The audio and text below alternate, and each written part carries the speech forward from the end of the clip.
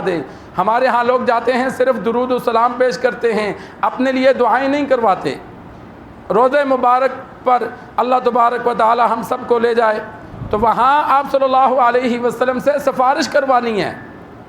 وہاں انسان درود و سلام با ادب پیش کرنے کے بعد آپ صلی اللہ علیہ وسلم سے عرض کرے، یا رسول اللہ گناہگار ہوں، اللہ سے دعا کیجئے اللہ معاف کر دے، بیمار ہوں اللہ سے دعا کیجئے اللہ شفا دے دے۔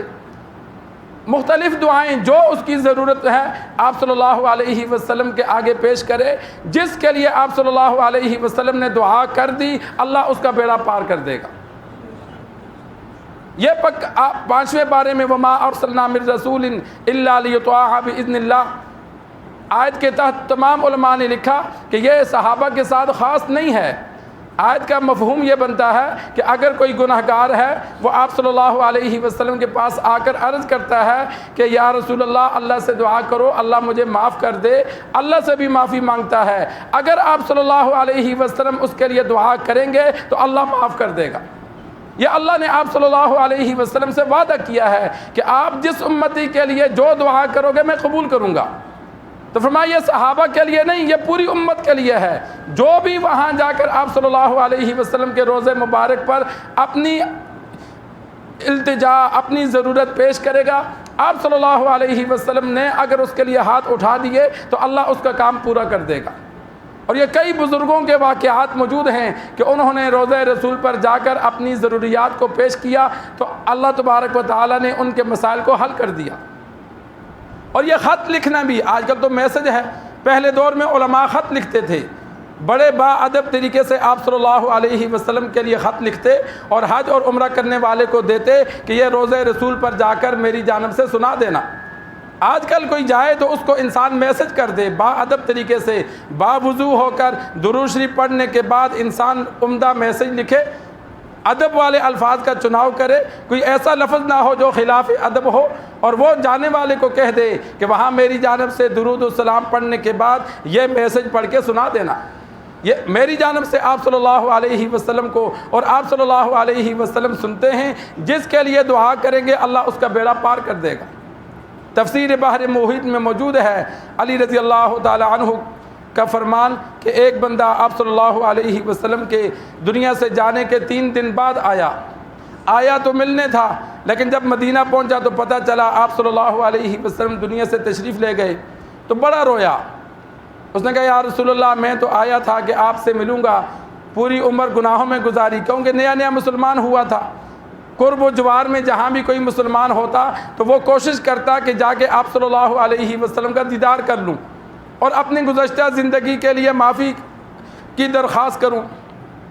تو اس نے آ کر قبر مبارک پر آ کر خوب رویا کہ میں تو اس لیے آیا تھا کہ آپ اللہ سے دعا کریں اللہ مجھے معاف کر دے، لیکن آپ تو دنیا سے تشریف لے گئے۔ تو بار بار اپنی مغفرت کے لیے وہ کہتا رہا تو قبر مبارک سے آواز آئی قد غفر لک، جا اللہ نے تجھے معاف کر دیا۔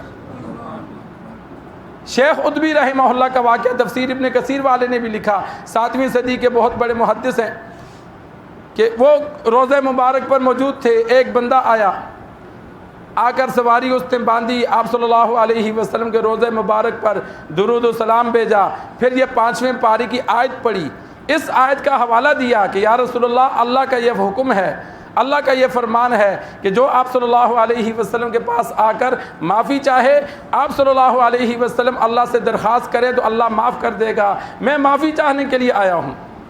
اس نے اپنی التجائیں پیش کی، پھر وہ جانے لگا تو شیخ ادبی فرماتے ہیں مجھے اونگ آ گئی، تو جیسے ہی مجھے اونگ آئی تو سرکار دو عالم صلی اللہ علیہ وسلم کی زیارت ہوئی۔ آپ صلی اللہ علیہ وسلم نے فرمایا اے اتبی اس دیہاتی کو جا کر کہہ دے اللہ نے تجھے معاف کر دیا ہے۔ تو بعضوں کا اتنا تعلق ہوتا ہے کہ ان کو دنیا میں بتا دیا جاتا ہے کہ تو نے آپ صلی اللہ علیہ وسلم سے جو سفارش کروائی وہ تیری مانی گئی، اللہ نے قبول کر دی۔ وہ ایک تعلق کا ہوتا ہے جس کا آپ صلی اللہ علیہ وسلم سے اللہ تبارک و تعالی سے جتنا تعلق ہوگا اتنا ہی اس کا فائدہ زیادہ ہوتا ہے۔ جن کا تعلق کم ہوگا، جو تعلق والے ہوتے ہیں ان کی غلطی پر تنبیہ کی جاتی ہے، اس لیے تنبیہ کی جاتی ہے تاکہ وہ توبہ کر لیں، معافی مانگ لیں، اور جن سے تعلق برائے نام ہوتا ہے وہ غلطی کریں تو ان سے تعلق توڑ دیا جاتا ہے۔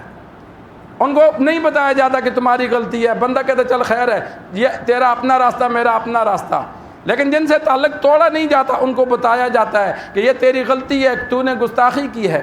صحابہ سے غلطی ہوتی، آپ صلی اللہ علیہ وسلم ناراضگی کا اظہار کرتے، صحابہ پھر معافی مانگتے، آپ صلی اللہ علیہ وسلم معاف فرما دیتے۔ لیکن اگر کوئی کافر منافق غلطی کرتا، آپ صلی اللہ علیہ وسلم پرواہ نہیں کرتے تھے، کیونکہ اس سے تعلق ہی نہیں ہے، وہ ہے ہی کافر، وہ تو ہے ہی گستاخ۔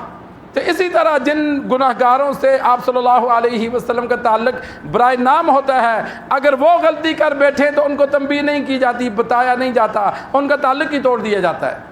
اسی وجہ سے اللہ نے قرآن مجید میں فرمایا کہ اگر گستاخی کرو گے ان تحبط اعمالکم وانتم لا تشعرون، اللہ تمہارے اعمال ضائع کر دے گا اور تمہیں بتائے گا بھی نہیں، کہ تمہیں پتہ ہی نہیں ہوگا، تم اپنے آپ کو مسلمان سمجھو گے لیکن اللہ تمہارا ایمان ختم کر دے گا، تمہاری ساری نیکیاں ضائع ہو جائیں گی اگر آپ صلی اللہ علیہ وسلم کی موجودگی میں تم آواز بلند کرو گے یا کوئی خلاف ادب حرکت کرو گے۔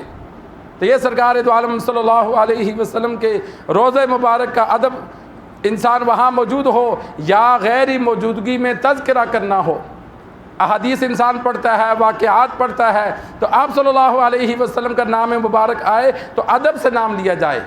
آپ کہنا ہے، تو نہیں کہنا۔ ایک مرتبہ ایک بندہ کتاب پڑھ رہا تھا تو بار بار کہے تو نے یہ کہا، میں نے کہا نہیں۔